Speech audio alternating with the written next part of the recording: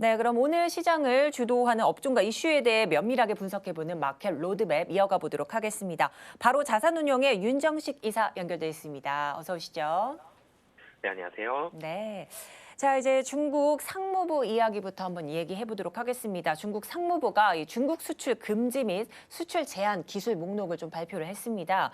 해당 내용에 이 히토류 정제, 가공 이용 기술 등이 좀 포함됐는데 오늘 히토류 관련주들 강세입니다. 관련주들 주요 흐름들부터 살펴주시죠.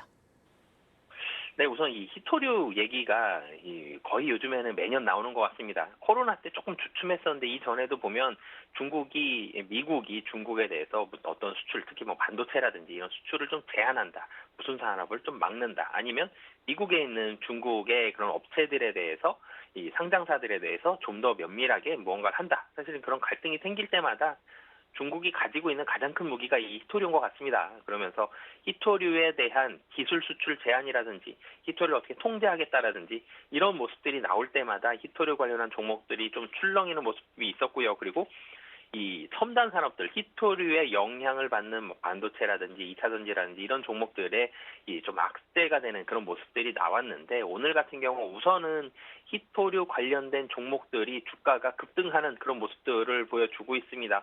뭐 유니온이라든지 뭐 유니온 머티리얼 같은 경우는 굉장히 또 그 주가 급등 많이 하고 있고 뭐 세노텍도 마찬가지고요. 그리고 뭐 동국 RNS라든지 이런 히토류 관련된 종목, 히토류의 기술을 대체하는 기술을 가지고 있는 종목이라든지 히토류를 유통하고 있거나 히토류를 수입해서 어떻게 이 가공하는 그런 기술을 가지고 있든지 이런 히토류와 관련된 히토류를 대체할 수 있는 이런 종목도 마찬가지로 이런 종목들이 강한 상승세를 보여주고 있고요. 이 시가총액이 좀 굉장히 큰 이런 시가총액이 있는 종목들은 좀 낮기 때문에 전체적으로는 변동성이 상당히 큰 모습을 보여주고 있습니다. 장 초반에 급등하면서 상승세를 유지하고 있는 종목도 있지만 대체적으로는 양봉을 내고 있더라도 상승세가 조금 줄어들었거나 혹은 음봉을 내고 있는 종목들도 좀 있고요. 몇몇 주 같은 경우는 상승폭이 조금은 축소된 모습을 보여주고 있기 때문에 우선 오늘은 좀 강할 것으로 보여지나 다음 주 월요일, 다음 거래일에는 변동성이 상당히 좀 클 가능성이 높다라고 보시면 되겠습니다. 네, 이렇게 히토류 무기화에 나선 중국 이야기가 또다시 시장을 좀 끌어올리고 있는 상황인데 현재 주가가 좀 많이 올라와 있는 종목들도 다음 장에서는 좀 예의주시하시라 이런 말씀 좀 덧붙여 주셨습니다.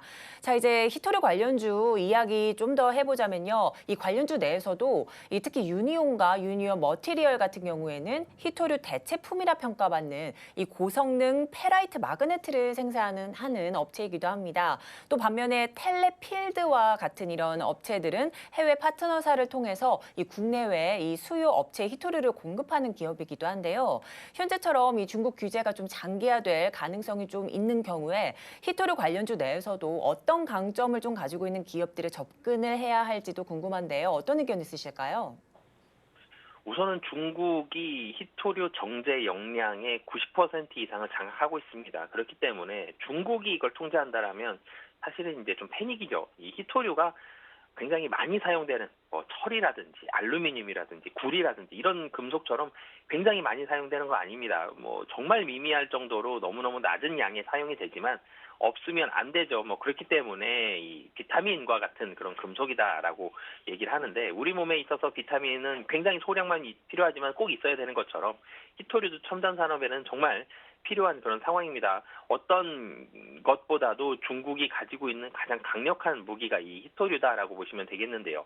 이 중국 규제가 장기화가 된다라면 당연히 히토류의 가격, 안 그래도 최근에 이 원자재 가격 다 올라가고 있습니다. 그렇기 때문에 국내 뭐 철강주들도 오늘 뭐 주가가 좋은 모습 보여주고 있는데 히토류도 마찬가지죠. 안 그래도 원자재 가격 다 올라가는데 히토류 가격은 더 많이 올라가고 있고 점점점 히토류에 대한 생산량 지금 이 정제 역량 자체가 거의 중국에 집중이 되어 있기 때문에 중국에 대한 변동성도 있고요. 이런 부분들도 있기 때문에 히토류 가격 안 그래도 비싼데 이 중국 규제가 장기화된다라면 히토류에 대한 가격 더 많이 좀 상승하면서 전체적으로는 히토류를 사용하는 첨단 기업들의 생산 단가 자체가 상당히 올라갈 것으로 보여지고요. 그리고 사실 이전에 히토류가 중국이 이전에도 가장 많이 생산하기는 했습니다만 중국 이외의 국가에서도 히토류를 조금씩 생산하기 했거든요. 근데 중국이 그 이후에 한번 가격을 한마디로 좀 후려쳤습니다. 굉장히 낮은 단가로 전 세계를 지배하면서 다른 히토류 관련된 기업들이 다 문을 닫는 일이 벌어졌고요. 중국은 반대로 히토류 가격을 떨어뜨리면서도 중히토류에 대한 이 정제 기술이라든지 관련 인력 양성에 굉장히 많이 이 심혈을 기울였습니다. 그러면서 다른 나라들에서는 히토류의 생산이 거의 이루어지지 않게 됐고 중국에서 가장 많은 히토류가 생산이 되고 그리고 그동안에 이 관련 기술들을 개발해놨기 때문에 이 중국에 있어서의 그런 집중도가 더 심화가 된 상황이었거든요. 그런데 이제는 다시 히토류의 가격 많이 올라가고요. 히토류가 중국에서 나오기가 힘들다. 그럼 국가에서 이 정책적으로 장려할 수도 있는 그런 산업이기 때문에 이런 중국의 히토류 이 수출 통제가 장기화된다라면 중국 외의 국가에서 다시 한번 뭐 히토류의 채굴이 확대가 될 것으로 예상이 되고요. 그리고 아직까지는 이 히토류의 대체 품목들이 히토류를 완벽히 대체할 수는 없습니다. 히토류의 대체를 기대하고 있고요.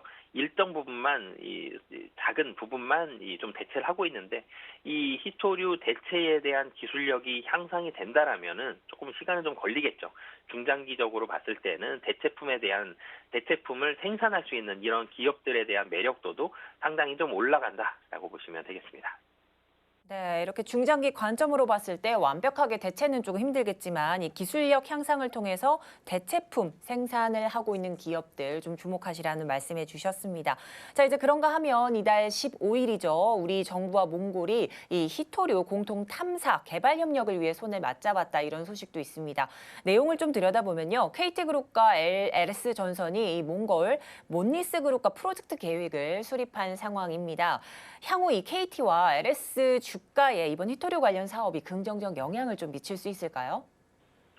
우선 히토류가 가기 전에 LS와 KT는 이미 협력 관계를 상당히 좀 가지고 있었습니다. LS 전선이 KT 서브마린이죠. 이 플랜트 업체에 대한 지분을 지난해 16.2%를 인수하면서 이 2대 주주에 올라섰습니다. 그러면서 이 LS 그룹과 KT의 이런 협력 관계는 계속적으로 올라가고 있는 상황이고요.